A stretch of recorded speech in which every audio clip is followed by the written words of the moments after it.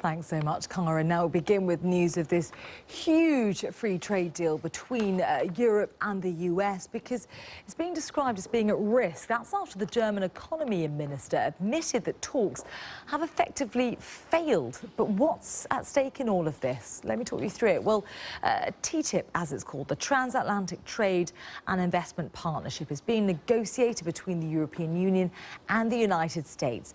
And it's claimed that it could add hundreds of billions of dollars to the global economy. The argument goes that getting rid of trade barriers would provide an economic boost, create jobs, widen choice and lower prices for consumers for both the EU and the US. But it's highly controversial. TTIP has been criticised for potentially reducing regulatory barriers, diluting food safety laws, environmental legislation and banking rules. Well, let's talk live now to Jenny Hill, our Berlin correspondent, who's in the German capital for me. Jenny, these very strong words from the German Vice-Chancellor that TTIP has all but failed, but that no one's admitting it. But to what degree must his words be seen through the context of an upcoming national election in Germany?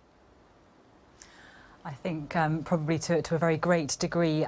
Interestingly, we've just heard actually from the Association of German Industry, who say they're amazed that such a statement would come from a country's economy minister. But you have to bear in mind that Mr. Gabriel is not merely the economy minister, he's not merely the vice-chancellor, he's also the leader of the Social Democrats, the junior partner in the governing coalition, and he's well aware that there is a general election coming up next year.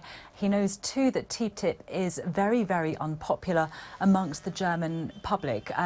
Every so often tens of thousands of people take to the streets to protest against it. Here there's another big rally planned next week.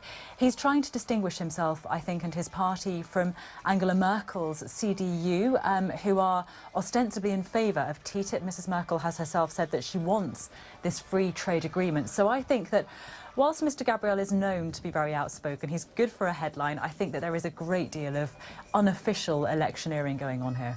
But the facts stand, don't they, Jenny? In 14 rounds of talks, neither side's agreed on a single common chapter out of 27. With the shock Brexit vote, the US has lost its key ally amongst the EU bloc. So where does this leave the trade deal? It's hard to say, isn't it?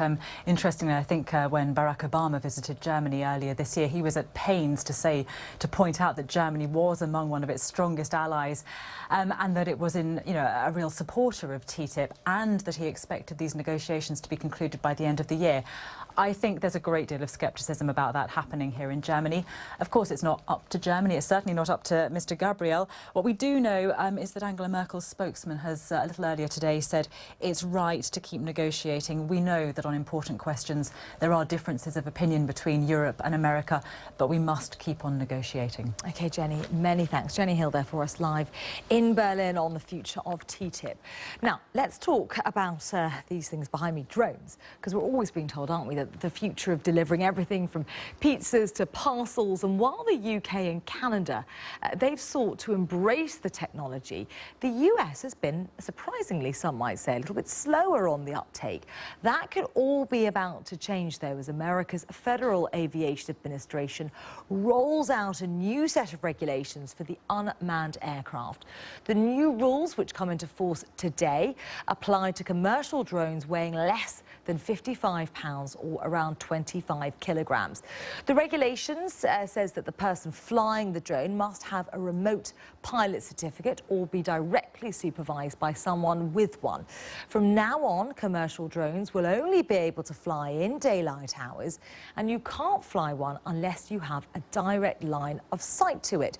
You also won't be allowed to take them higher than 400 feet, which is around the height of a 40-storey building. Well, with me now in the studio is Dave Black, Managing Director of Blackwing Aerial Services. Dave, really good to talk to you. So, do these new rules now mean that we're going to see many more drones taking to the American skies? I believe so. This opening up of the marketplace, the lowering of the barriers, means that operators, not just big, expensive TV studios, but right down to individuals and operators, will be able to get out there and sell their wares as a drone operator. So what would you identify as the major changes that have taken place today? They've lowered the barriers of entry, as you say, but what else? Well, lowering the barriers of entry, going from being the licence that's required required.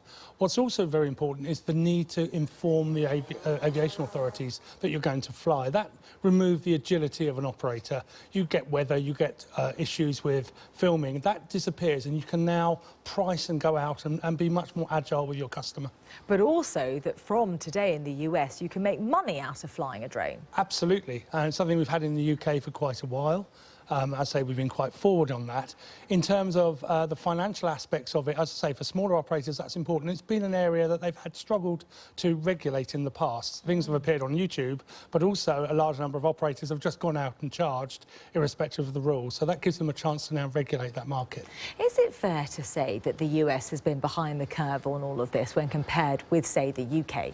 Well, I think what's important to understand is that the Civil Aviation Authority in the UK is a very forward-thinking regulator. They've had UAVs or drones in their sites for a number of years and brought in some regulation that went well beyond what was needed at the time. You could have just shut down the airspace. They allowed commercial operations to take place, and really what's happening in the US today is a mirror of what we've had already. And Dave, where do you see the biggest areas of possibility for drone usage in terms of money? We're always being told about parcel delivery, for example. Is that where you see the future of drones? I think TV and film is the big area, agriculture and survey work, and then obviously the delivery marketplace is an interesting one. Yes, it has a place to pay, but if you look at the marketplace of inside a large city, we have enough trouble flying drones without being on the ground. So I believe that that will be a challenge for them. OK, so it's not all about pizza delivery, as we've always been told then. Dave, indeed. really good to talk to you. Dave Black there, Managing Director of Blackwing Aerial Services.